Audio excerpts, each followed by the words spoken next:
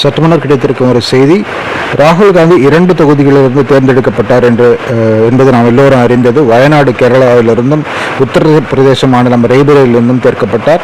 இந்த 2 தொகுதிகளில் ஒரு தொகுதியை மட்டும் வைத்துக்கொண்டு மற்றொரு தொகுதியை அவர் ராஜினாமா செய்ய வேண்டும். இதற்கான கடைசி நாள் செவ்வாய்க்கிழமை.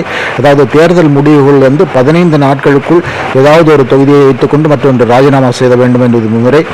அந்த விதிமுறையின்படி அநேகமாக நாளை வயநாடு தொகுதியிலிருந்து தன்னுடைய லோக்சபா உறுப்பினர், பாராளுமன்ற உறுப்பினர் பதவியை ராகுல் காந்தி ராஜினாமா செய்வார் என்று தகவல்கள் வருகின்றன. ரேபரேலி தொகுதி லோக்சபா உறுப்பினரை தன் கையில் வைத்துக்கொண்டு கேரள மாநிலம் வயநாடு தொகுதியை ராஜினாமா செய்வார் என்று பரவலாக எதிர்பார்க்கப்படுகிறது. கேரள அரசியலில் கேரள காங்கிரஸ் இதை எப்படி எடுத்துக்கொள்ளும் என்பதை பொறுத்திருந்து பார்க்க வேண்டும் என்று பலரும் சொல்லுகிறார்கள். ராகுல் காந்தி நாளைக்குள் ராஜினாமா செய்வார்.